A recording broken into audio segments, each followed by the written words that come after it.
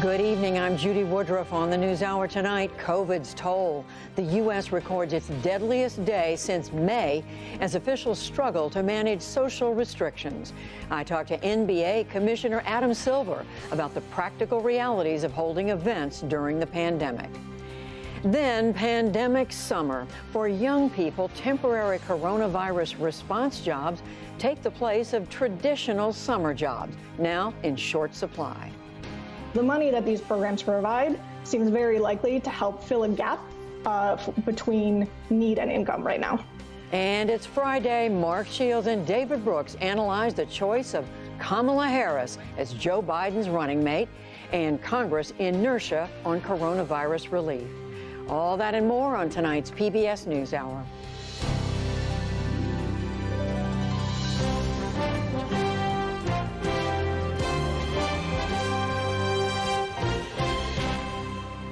Major funding for the PBS NewsHour has been provided by the Women's Suffrage Centennial Commission. Honoring 100 years of the 19th Amendment, landmarks will light up in purple and gold on August 26 for the Forward into Light campaign. Learn more at womensvote100.org.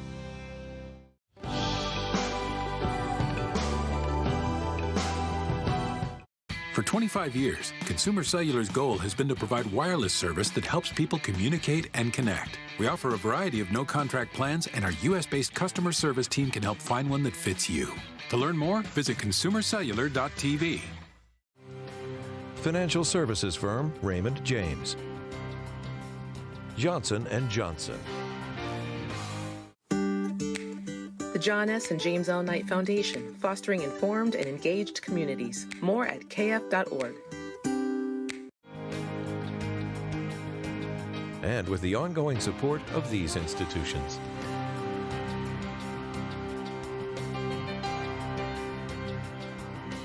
And friends of the NewsHour.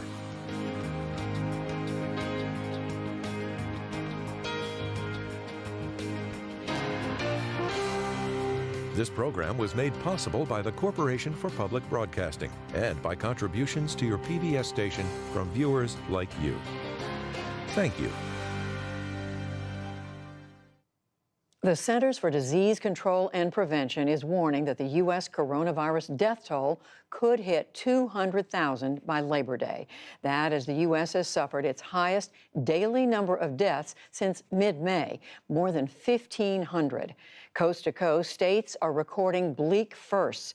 California became the first state to top 600,000 infections, while Georgia had its deadliest day on record. We'll hear how the pandemic is affecting summer jobs later in the program.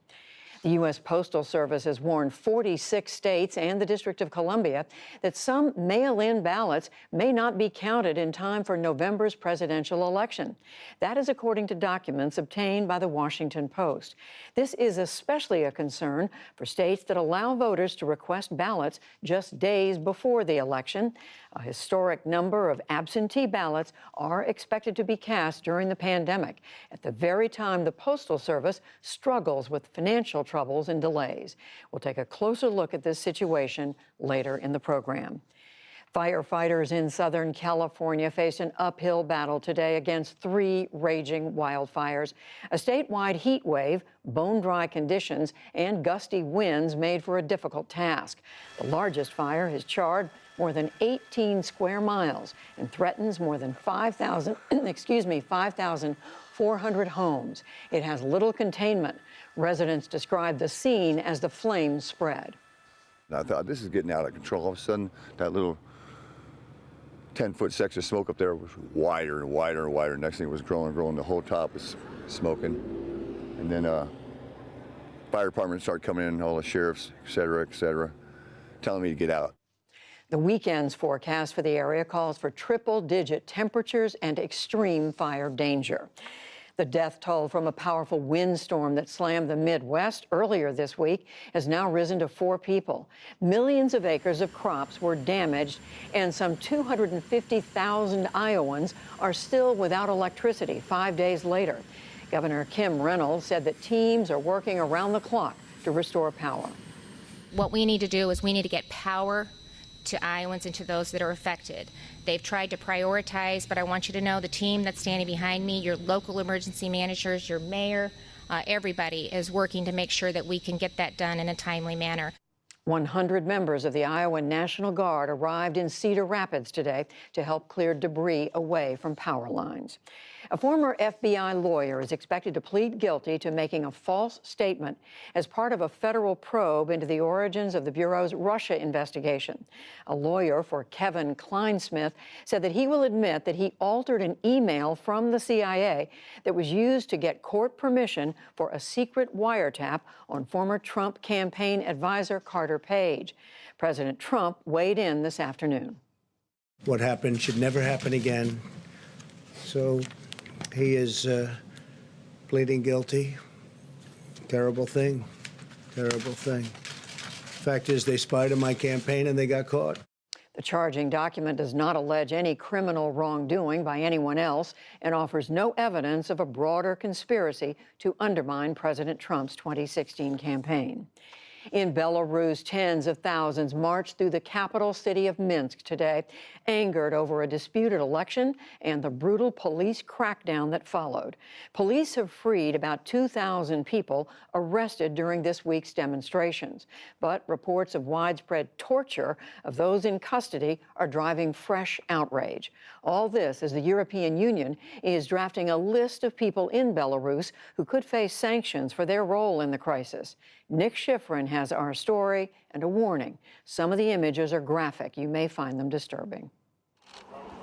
The scars of authoritarian rule are written on Vartan Grigoryan's back and in the stitches holding together his eye. I was told to lie down, and so I did. They started beating me. I did not resist. They took me to a police truck and beat me there as well. He was in a group of men released from a detention facility that included 19-year-old Alexander Vilks in the green jacket. That's his mother. He'd been held for 2 days without any communication. And when he shows her the wounds inflicted inside, she can't bear it. They treated us as if we were terrorists. They beat us very badly, mostly hitting our legs, but also across the body. These were some darkest days in the history of modern Belarus. Hanna Lupakova is a journalist for the independent site Outriders. Whenever a person was transported from one place to another, that person was bitten. There were 80 people that were held there for 24 hours without food, without water, and basically they could not sleep. Since Sunday, authorities have cracked down on massive protests that followed what they call an election stolen by Alexander Lukashenko, known as Europe's last dictator. The demonstrations are the largest since independence 30 years ago. When one protest of 10,000 reached the government building today, soldiers laid down their shields. Belarus's top security official apologized to beaten protesters. And today the protest expanded to workers at state-owned factories, the backbone of the Belarusian economy. They organized a general strike. These workers were asked to raise their hand if they voted for Lukashenko or for opposition candidate Svetlana Tikhanovskaya. Those who were not interested in politics have suddenly understood the nature of this government, of this president. Those who were not against Lukashenko are now taking another side because of this police brutality, of this police violence. Today, Tikhanovskaya offered a way forward. I call on the authorities to end this and enter a dialogue. I ask the mayors of all cities to organize peaceful mass rallies. But this is still Lukashenko's regime. So they put me on the ground. They put a sheet over my head so I really couldn't see what was happening. Marissa Durham is an American master's student whose boyfriend, Stas Gorlik, is a Belarusian who's been studying in the States. They weren't protesting, but police forcibly entered their apartment 2 days ago and took him away. Stas always did everything to always make sure that I was safe no matter what. And he always took care of me. And he always knew, and the most that I want to do right now is try to protect him and help him. Late tonight, her fear was eased. After our interviews, Stas was released. And 26 years later, a president's grip on power is getting weaker. For the PBS NewsHour, I'm Nick Schifrin.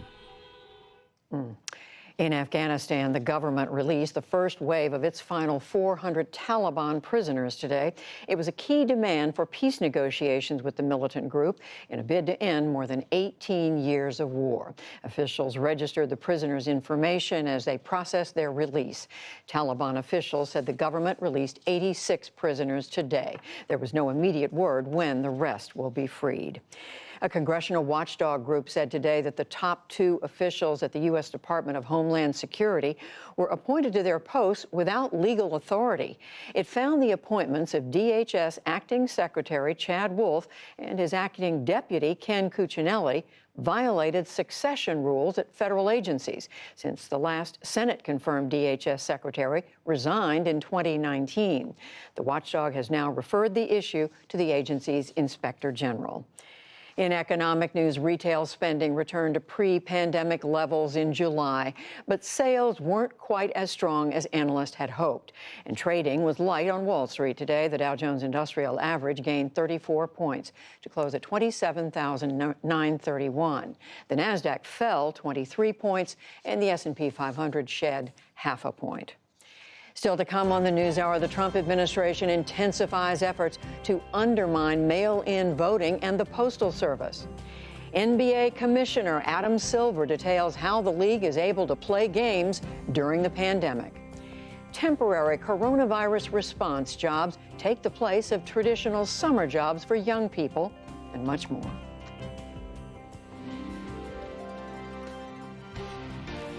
This is the PBS NewsHour from WETA Studios in Washington and in the West from the Walter Cronkite School of Journalism at Arizona State University.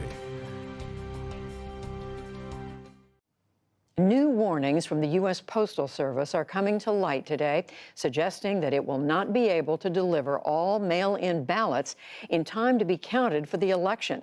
Because of the pandemic, mail-in voting is expected to surge this fall. That message came in letters sent to state officials around the country, and it raised the prospect of even bigger problems for November. William Brangham has details. Judy, those letters were sent to 46 states and to the District of Columbia, according to the Washington Post. The Postal Service told states, including battlegrounds such as Florida, Pennsylvania, Wisconsin, and Michigan, that the timelines for sending, receiving, and counting ballots wouldn't necessarily line up with what the Postal Service could actually deliver. There are already delays in mail delivery today, and this all comes as President Trump said yesterday that he was opposed to bailing out the Postal Service to help it handle this expected surge of mail-in ballots. Today, though, he said he might be open to a deal. Erin Cox is covering all this for the Washington Post, and she joins me now. Erin, this letter was sent out earlier this summer to the states, warning them basically that potentially millions of voters could be disenfranchised because of delays in delivering their ballots. Can you tell us a little bit more about what this letter said? So this letter went to states where roughly 160 million American voters live. The states were warned by the Postal Service that under their reading of election laws, there was not enough time between some of the deadlines to request a ballot and return a ballot for the Postal Service to guarantee that those ballots could be counted in time. And under that scenario, ballots that were asked for on time, filled out on time, put in the mail on time, would ultimately be disenfranchised, not be able to be counted, and those voters would be disenfranchised. So voters could follow all the rules and still have their vote not counted. I mean, obviously, this puts the states in a position. I know Pennsylvania and some of them have looked at trying to change those deadlines to accommodate this delay, either making opening up the deadlines for when you could ask for or cast a ballot, or maybe delay when you have to finally deliver final election results. Can all the states potentially affected change their rules in time? No, many of the states can't, and some of the states that we spoke to said that they don't intend to, and they've been dealing with some version of this problem with mail-in ballots for years. The problem is heightened dramatically, though, when you have states with as much as 10 times as many mail-in ballots as they usually have. What elections officials have been saying that they're going to do in those states is an aggressive voter education campaign, telling voters, mail in your ballot early. We know that the deadline is coming, but get it in a week before the deadline. If you know that you're decided, send it in. They're putting out extra drop boxes, and they're trying to figure out workarounds so that they can still mail people ballots and also make sure that they don't have to fully rely on the Postal Service's delayed system to get them back in time. You also reported that simultaneous to all of this, the Postal Service is decommissioning hundreds of these enormous mail sorting machines. That if people have seen videos of this, these machines that can sort and count ballots at lightning speed, or mail at lightning speed. Why is that happening at the same time? So the rationale for decommissioning those, according to the Postal Service, is that the Postal Service gets a lot more packages and boxes than flat mail like letters and ballots. And so they need the floor space to be able to accommodate those packages. And it's inefficient to have these enormous machines that are expensive and difficult to maintain, taking up space that they really need to move other packages. On the other hand, rank and file postal workers fundamentally disagree with that assessment of the system, and they filed a formal grievance. These machines represent 10% of the Postal Service's capacity. They can count 23 million pieces of mail in a single day. And taking all of those offline, a lot of the rank and file postal workers say, can sharply diminish the Postal Service's ability to quickly process mail and things like ballots. I mean, with those machines going offline, the delays that we know instituted in part by the new Postmaster General, we know the president has been possibly threatening to not sign any COVID relief deal that would have money to help the post office accommodate this, coupled with what we've been hearing from the president, all of these falsehoods he's been making about mail-in voting. I mean, you put all of those things together, and I sort of hate the cliche, but it feels like this is a perfect storm that is brewing for this election. There's certainly a potential for that.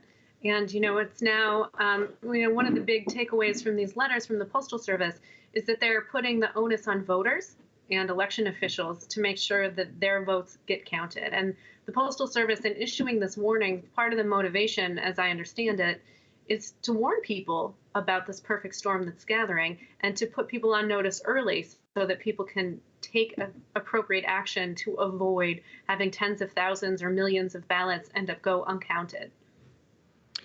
So briefly, if there are voters out there who are hearing all of this, worried about this, what can they do? Where do they go to find out how to get their ballot in their house, sent back, and get it counted in time? So this is a national issue, but elections always have been, and for the foreseeable future always will be, run on a very, very local level with local volunteers and local election officials. And those folks have a lot of detailed information about your town, your city, your area, how to vote, how to make sure your vote gets counted, how to request a ballot, different ways that you can do that. They're all working very, very hard to try to overcome these kind of perfect storm of issues. And so if you're concerned about getting your vote count, get your ballot early, talk to your local election officials, and figure out a plan. Erin Cox of the Washington Post, thank you very, very much. Of course, have a great night.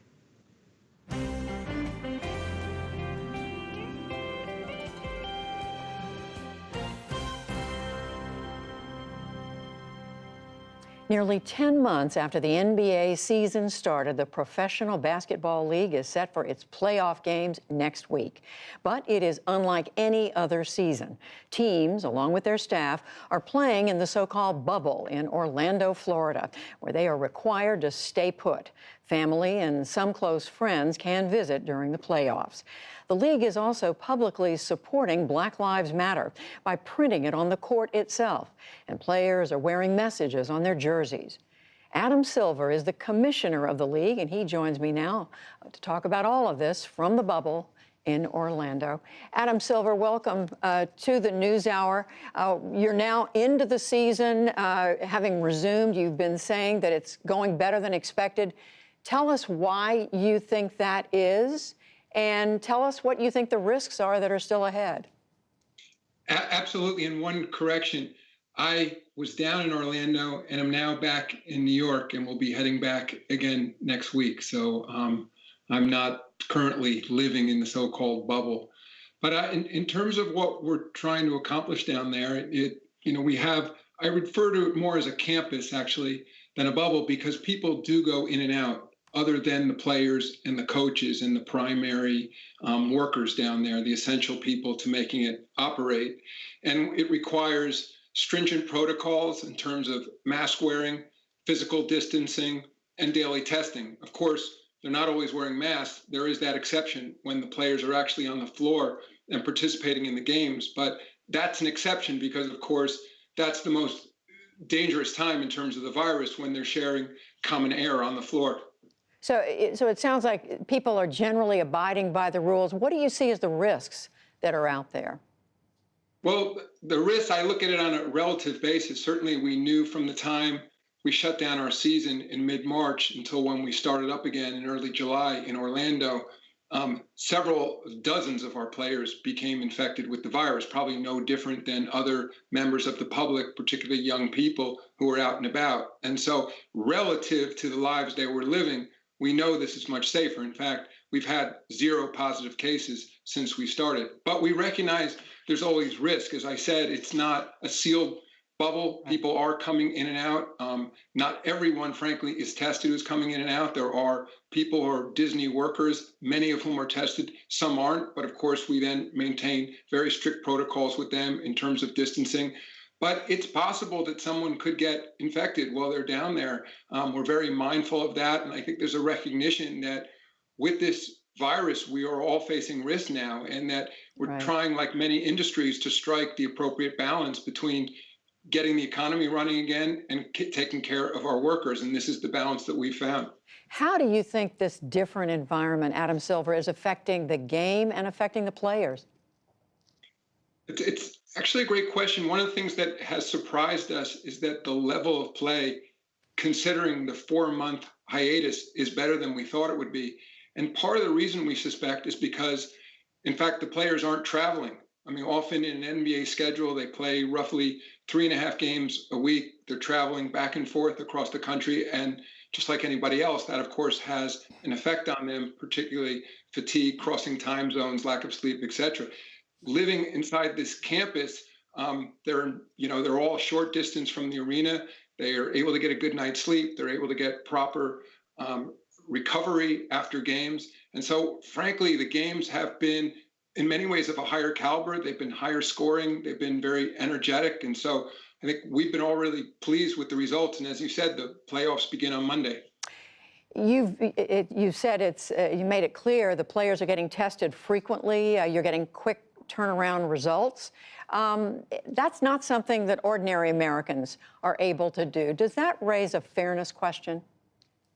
It does. I would say for us, we're using a private lab down in Orlando. In addition, we've brought additional testing to the market. We wanted to make sure our presence was additive. So we brought thousands of new tests down the market. We created a mobile trailer testing center for citizens down in Orlando.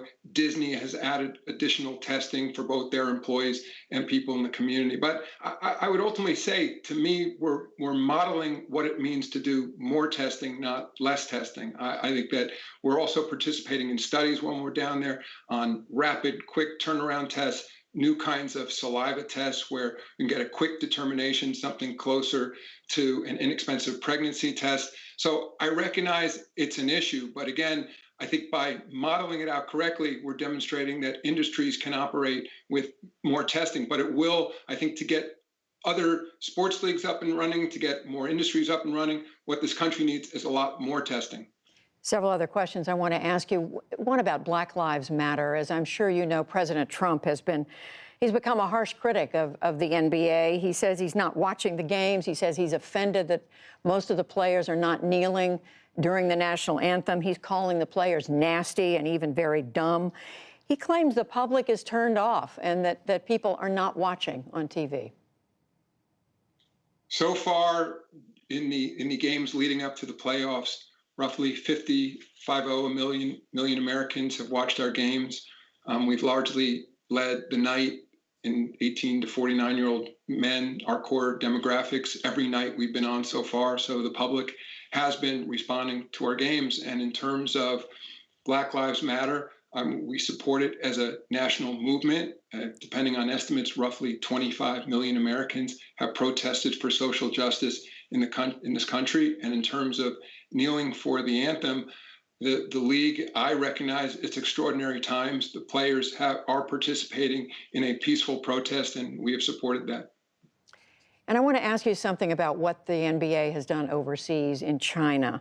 You've had an extensive and controversial set of business relationships in China that was worth something like billions of dollars. There was a player development camp where you had young athletes who were reportedly hit and abused. The NBA, you pulled out of this a year ago, but the scholar John Pomfret has written that the NBA, and I'm quoting, was party to a massive human rights violation. Are you now rethinking your entire plan with regard to China? Well, let me put it in context. Our relationship in China began over 40 years ago, actually in 1979, when the Washington Bullets first played in China. It's grown considerably over the years to the point now where we have hundreds of millions of basketball fans in China. There was an incident, as you may recall, last fall where an NBA general manager tweeted something in support of Hong Kong. As a result, we were taken off the air for Chinese Central Television for the first time in 30 years, and our games are still not back on the air as a result of our supporting that general manager and supporting, frankly, American values, values of free speech. That particular incident that you referenced, we've also been involved in youth basketball for decades in China. There's a particular academy in Xinjiang province where we supplied 3 coaches. We didn't open the academy. We had nothing to do with the operation of the academy. We supplied those 3 coaches. We heard that there were irregularities at that academy. Some of the things that have appeared in articles are not things that we were aware of. We're continuing to do an investigation, but we did know that the way the players were being treated there was nothing that the NBA was inconsistent with the NBA's values, anything we'd ever done in China. And we pulled those 3 coaches out. So that's our response. In terms of rethinking our strategy in China, I recognize that even now, frankly, both sides of the aisle, there seems to be a rethinking of what the United States' relationship should be with China. And so we're listening closely. I continue to believe that sports in particular can be a force for change and that these cultural exchanges are critically important. And so, of course, if we decide not to trade with China and that becomes something that our government is no longer favoring, we will stop as well. But at least for now, we think continuing to be an exporter of American culture, demonstrating to the Chinese who can still see our games through some streaming services, what we are about, what the expression is that comes with the NBA, we think is positive. But you know, we're always examining what works best for not just the NBA, but for our country. Well, we are going to leave it there. Adam Silver, the commissioner of the NBA, on the Friday before the playoffs begin. We thank you very much for talking with us. Thank you. And by the way, thank you for staying on the air throughout the pandemic. I'm sure it hasn't been easy. Thank you so much. Appreciate it.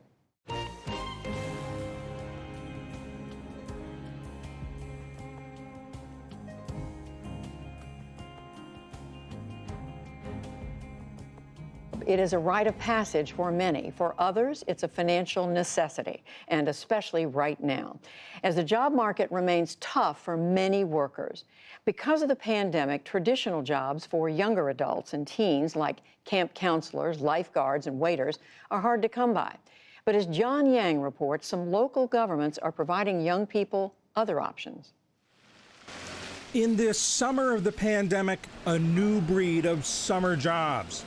These are 2 consent forms. Like working at this drive-through COVID-19 testing site in the parking garage of a Montgomery County, Maryland community center in suburban Washington, D.C. 18-year-old Sean Faison is on summer break from college. Right now, I'm doing traffic control and just running samples back and forth. Yesterday, I was doing intake So helping people with their registration and things like that. Is this what you expected to be doing this summer? Not at all. They're part of COVID Corps, a summer jobs program created by the county to support its pandemic response. About 100 people, ages 16 to 23, are paid $14 an hour, the county's minimum wage, to do things like distribute food to vulnerable families, disinfect county pools, put up signs to raise awareness about COVID-19, and, like at this testing site, help track the virus itself. In a way, it's a civics building exercise. Mark Elrich is Montgomery County's top elected official. I think it's good for them. They can kind of see up close what people do. They get to see up close what people are going through.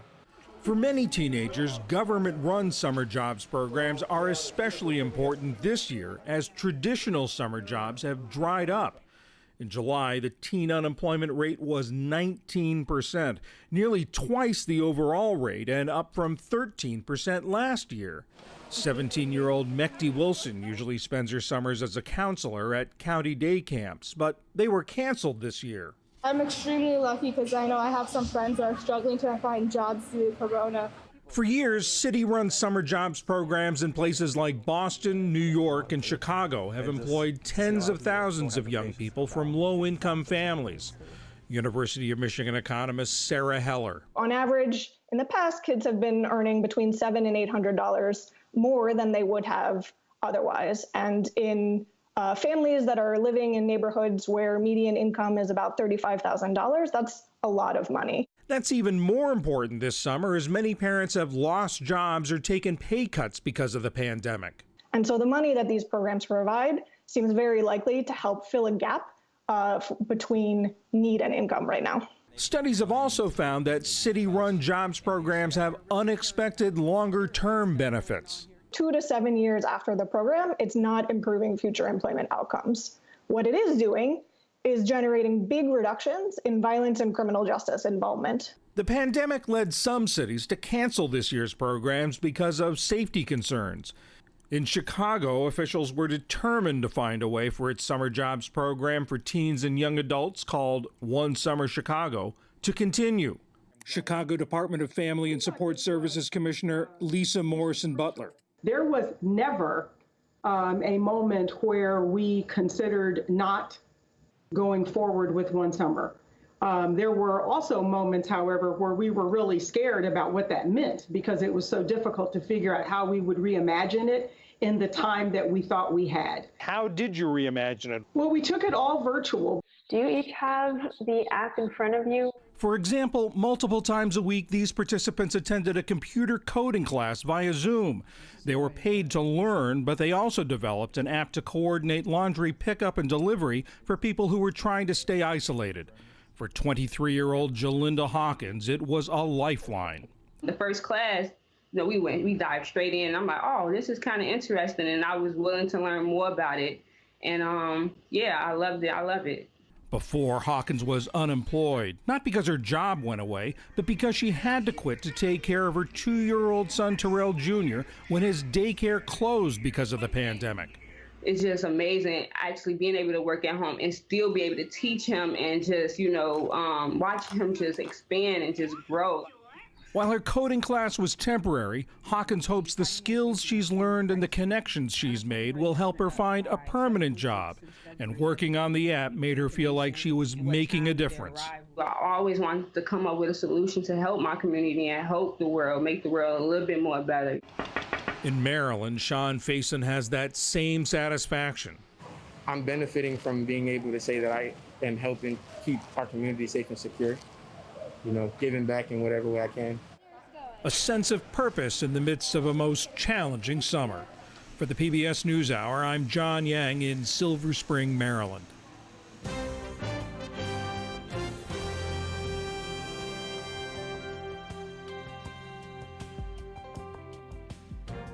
It has now been 2 weeks since the federal government's previous COVID relief package expired, and the sides appear no closer to a deal. That has led to the end of $600 in weekly federal unemployment benefits, and millions of renters could be in danger of eviction after a moratorium expired. Today, the president said he wanted to make sure most Americans would get a new round of stimulus checks if he could reach a deal with Democrats. But Democrats say the president isn't budging on his demands. This battle comes as millions of Americans find themselves with few job prospects and unemployed for the long haul. We followed up with viewers we spoke to at the start of the pandemic. My name is Austin McMullen. I'm currently living in Raleigh, North Carolina, and attending North Carolina State University. We, the ones that are impacted, are hurting bad. I've got like a couple months left until I am just screwed. Yeah, $600 to you may just seem like chump change, but for people whose rents depend on this and are not receiving any income at all, that's home. That is not being kicked out. That's not living under a bridge. That is not being evicted and then having that on your record for every single place that you apply to after this, and then having to live with the fact that you may not be able to get that apartment that you want for God knows how long. In April, professionally for myself, I've been dealing with a long-term furlough. Personally, my wife and I welcomed our first son, our healthy boy. It's been a mixed bag. On the positive side, it's really nice to be able to spend a whole lot of time with him. So it's been really great being able to bond with him over the last few months like that. But the other side of that is, we do constantly wonder, how are we going to provide for him? What does this look like in the future? And there's just no clear answer on any of that right now. But it's disappointing to hear the conversation from leaders in Washington specifically to give the argument that this is a disincentive for people to work. I would love to go back to work, even if that meant me getting less money than I am receiving on unemployment. I would go back in a heartbeat just to have stability, to know what my future is going to be. My name is Sunyata Amen, and I am the TEO of Calabash Tea and Tonic in Washington, D.C. Our staffing has been very challenging. I'm accustomed to a staff of 25 or so, and now we're down to a staff of 3 to 4 people, and that's incredibly different. We've seen a 400% increase in our sales online, and it is sustainable. The question comes in on what happens to your customer base when they are laid off or furloughed or not as employed, or their disposable income shrinks. And so we are relying on the fact that they stay employed. I stopped working in mid-March, and because of the pandemic, obviously. And in that time, I had to borrow money from my parents. It was really, really stressful. I chose to forego my apartment. I will be putting my things into storage, and I will be packing up my rabbits and like a year's worth of clothes and driving down to Florida to live with my mother. So I cannot wait to see my mom. But I'm 43 years old, and I had to make the choice of not signing my lease and moving in with my mother to make sure that I don't end up filing for bankruptcy when this is over. What kind of situation is that? So hard to hear those stories. But with that, we turn to the analysis of Shields and Brooks. That is syndicated columnist Mark Shields and New York Times columnist David Brooks. And I want to ask both of you about what we're hearing from folks like the ones we just heard from, Mark. But I do want to ask you first about Joe Biden picking Kamala Harris as his running mate. Mark, what is your take? Well, Judy, the successful model in American politics historically, whether it's Ronald Reagan 2 terms, Bill Clinton 2 terms, both leaving 60% approval, obviously Franklin Roosevelt, has been sort of an irrepressible, contagious optimism. And Donald Trump has been the exception to that. Donald Trump has portrayed a world in which we're surrounded by those who are not in our interest, our allies that we can't trust, refugees who want to subvert our nation, or even enemies within. And I just thought what came through in Kamala Harris and her appearance with Joe Biden was a sort of a return to optimism. I know it's inappropriate to say it, but she has an absolutely $1 million smile. And smiles have been missing from American politics, and I really think it was welcome to an awful lot of people. We'll let you say that, Mark. David, what do you take away? I'm showing my 5-cent smile right here. I thought it was a triumph. The first 48 hours of any vice presidential pick are really important. Is the party fired up, or is there some sort of scandal? Is the press going into some sort of frenzy? And you'd have to say Democrats are very fired up. They've already raised $50 million extra in this window, and Republicans are really finding nothing to really attack at, and so they're struggling to find a way to criticize Kamala Harris. I also thought, a bit of a return to professionalism. The way they handled the search left all the people who did not get picked enhanced. And so they leaked nice things about Tammy Duckworth. Susan Rice feels more enhanced by this. And so that's just a professional and generous way to do this. And then they've controlled, which was, for many, including me, was the concern of Kamala Harris, which was her own campaign for president was very poorly managed and run. And so what does that say about her management skills? And that would be a legitimate concern. And so the Biden team, according to my newspaper's reporting, has said, we're going to have one team. There's not going to be a Harris team and a Biden team. We're going to have one team, and the Biden team is going to control the team. And so she just can't take the whole California crew and implant them. Some of them, yes, not all of them. And so all the way along, from how they managed the campaign to how they rolled it out, I thought quite an impressive display.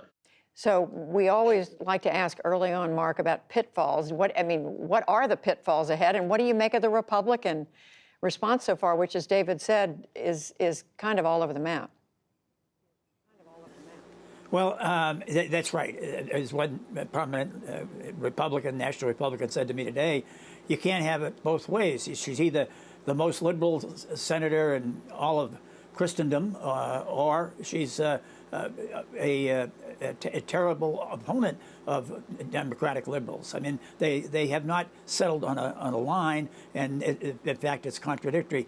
But I'd say this, Judy, the very liabilities that Kamala Harris had in the primary, that among liberal Democratic voters, that was a tough on crime district attorney and attorney general, if anything, become a plus in a general election, in making her not bulletproof, then at least a lot tougher to attack on soft on crime, for example, than the typical Republican approach to Democrats. And as far as the attacks on her, Dame Margot Asquith said of David Lloyd George, he could never see a belt without hitting below it. And that really is President Trump. I mean, he had every opportunity appeals not to that which is highest or most noble or most elevated in any of us, but almost to that which is most base. And he did it again, questioning her, raising questions about her citizenship and her eligibility.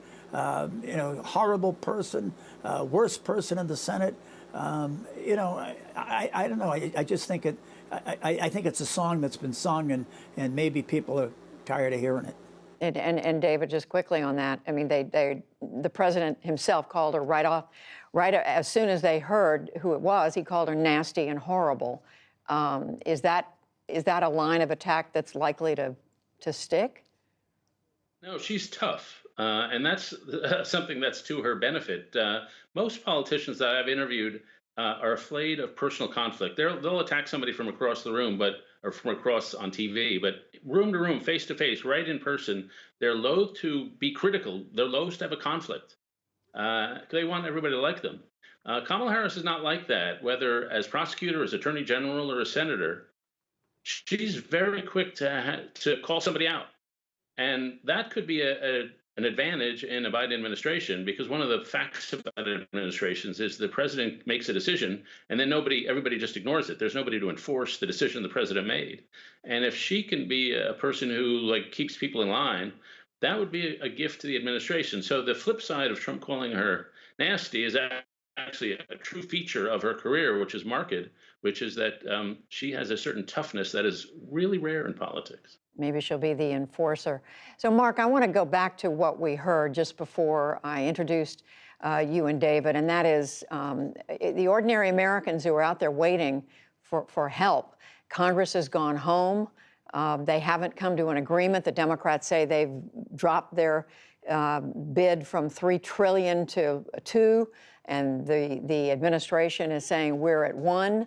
Who should the American people hold responsible for this?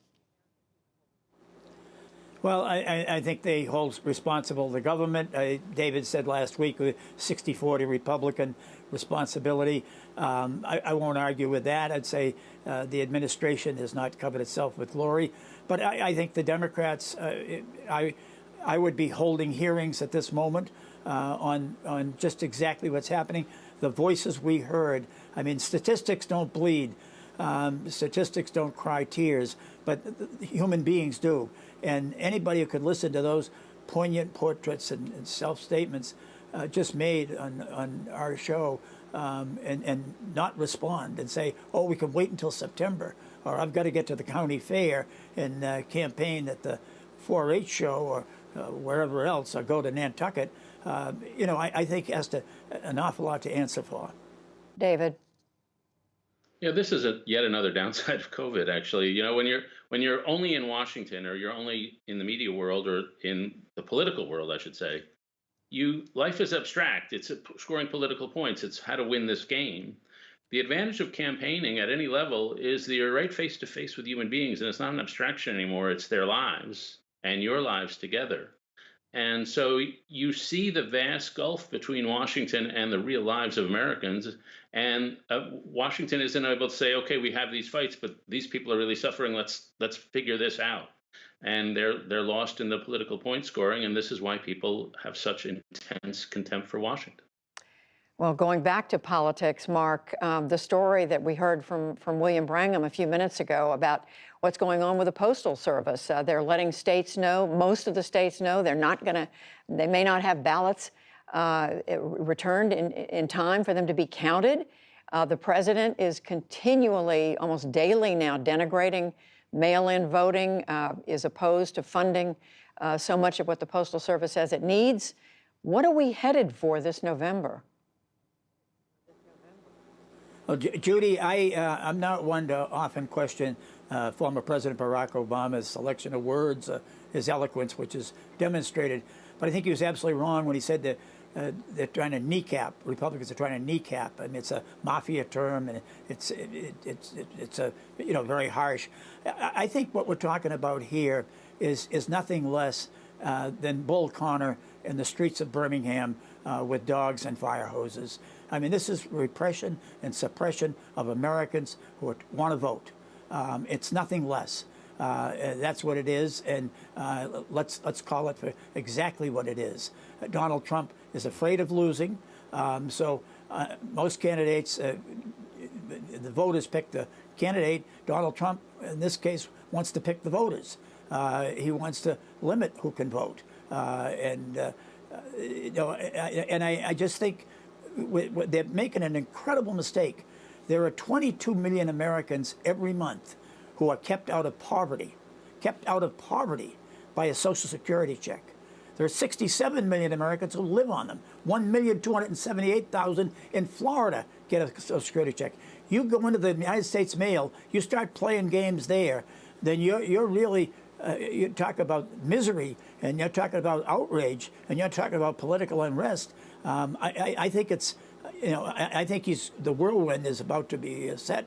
And but it's indefensible, and I've had 5 Republicans, I think, up to now: Susan Collins, Lisa Murkowski, Tom Cole, Kevin McCarthy, and Roy Blunt, who have even dissented publicly that this dismantlement of the post office is not unacceptable. Well, just quickly, David, we've seen the president's attempts to talk down mail-in voting have worked. We have a quick poll result to share. In May, I think it was 50% of the American people said they believed that they would be comfortable mailing in their ballot. That percentage is down to 43%, a big drop, especially among Republicans. So the president continues to talk it down and to say he doesn't want to fund the Postal Service because it could mean universal voting.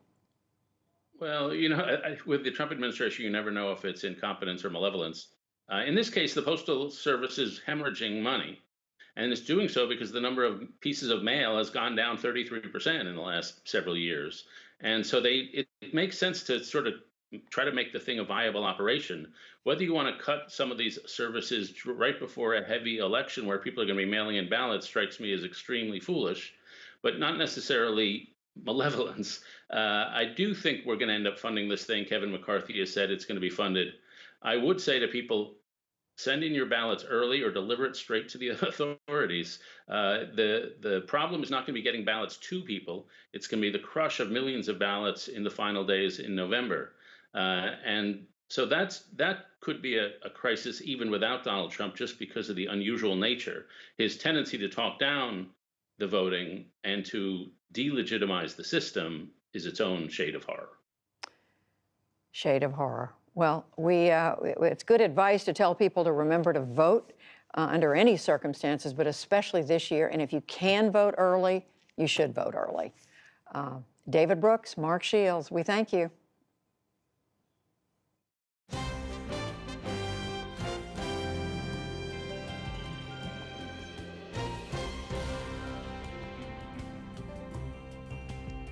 Now, we want to take another moment to honor a group of individuals who've lost their lives to the coronavirus. Here are their stories. When the pandemic hit New York, 75-year-old pharmacist Philip Toe refused to abandon the community he served, even though he was considered at risk for contracting the virus. "This is the time they need me most," he said to his family. Philip left Hong Kong for America in 1967 and soon met his wife of 48 years, Eileen. The couple raised a family in Staten Island. Philip was a proud and devoted father and grandfather. He loved things that were beautiful, said his daughter Natalie, pointing out his passion for poetry, art, and gardening. Catherine Blood Hoffman never lost her sense of adventure, her friend Cheryl said. At 100 years old, Catherine, or Kitty, was still planting pine trees and fishing with her son Norris.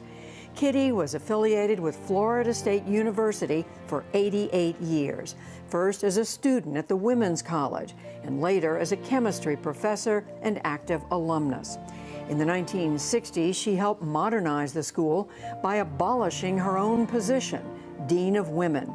She would have turned 106 this month.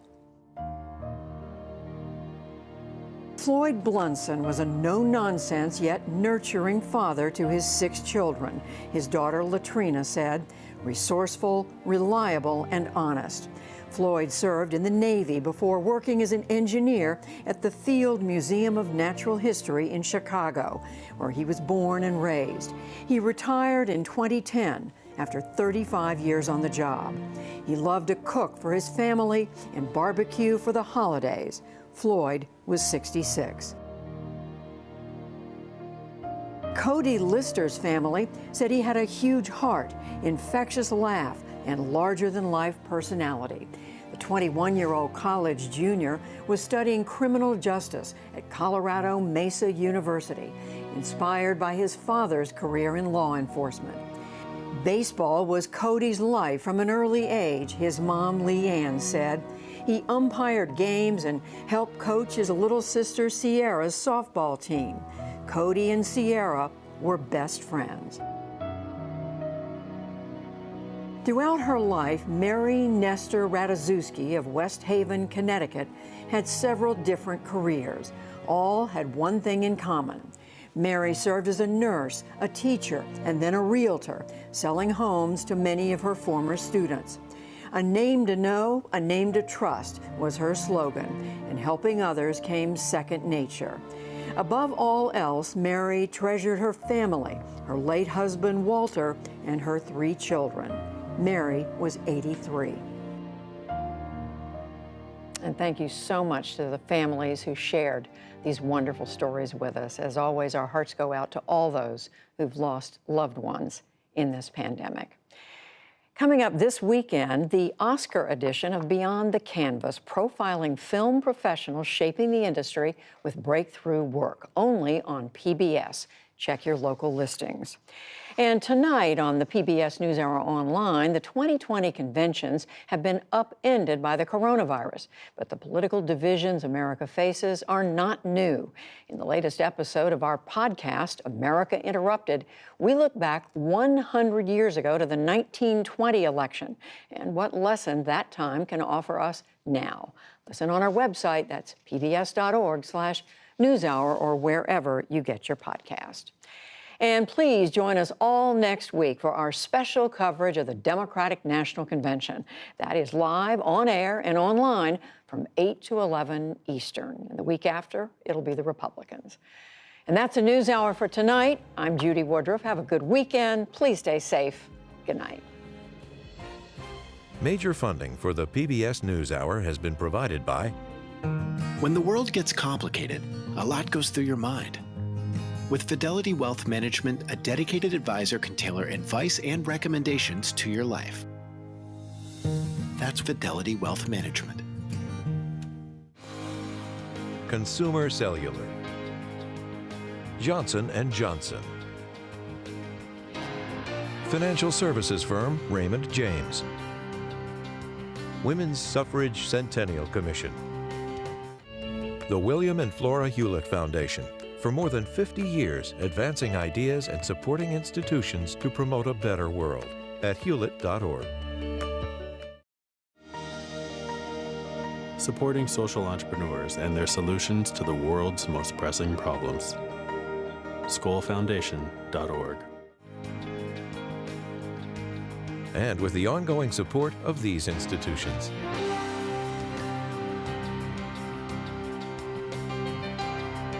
And friends of the NewsHour.